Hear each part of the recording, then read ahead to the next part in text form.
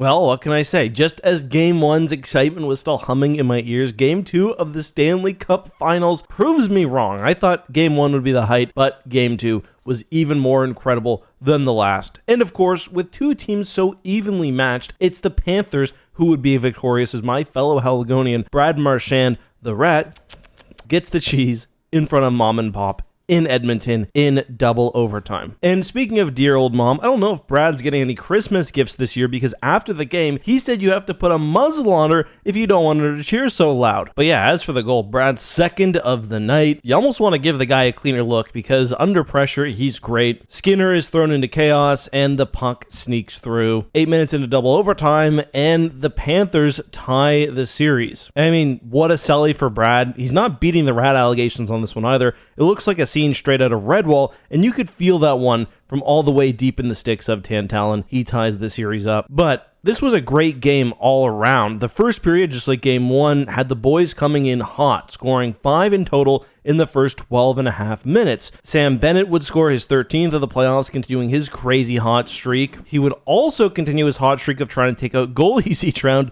This time, it's a pretty big flop in the crease on Stuart Skinner's leg. Thank God he was all good and continued the game, or the Oilers could have been cooked. But it was another goalie duel, and Skinner looked great after the first, especially. There was nearly a goal in overtime. It got under his pad, but could not beat the bar. Had Edmonton taken this game, that would have been a very, very memorable moment. So Bennett starts things off, but Evander Kane ties it up with an absolute laser, bar and in. That's how you got to do it if you want to beat Bob. Bouchard, playoff performer, would grab an apple on that, but just like the little caterpillar, he was still hungry, so he goes out there and rips one. First blocked by Barkov, he doesn't care. He'd get the rebound, fire it through traffic, 2-1 Oilers. At that point, I was really noticing McDavid. Every single zone entry, he was taking like 2 or 3 people away from the play, making it look so easy. Seth Jones, however, would tie one up as he creeps in from the point and pots one to basically an empty net. He's been such a good pickup for the Florida Panthers. Crazy that he's making it a question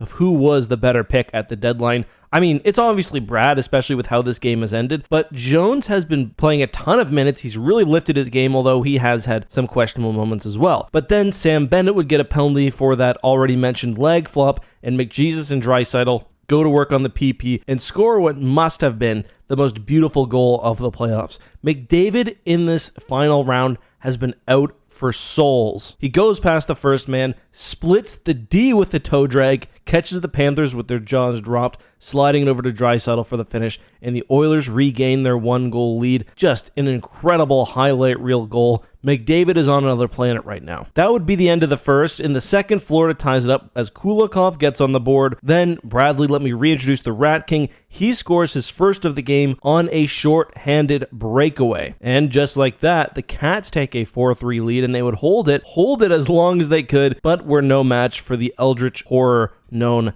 as Scory Perry. Scory, well, scores with 18 seconds left in the game, ties it up, blows the roof off the barn at Edmonton. David along the boards, back to Jake, Robin shooting, got through, he Perry has tied it!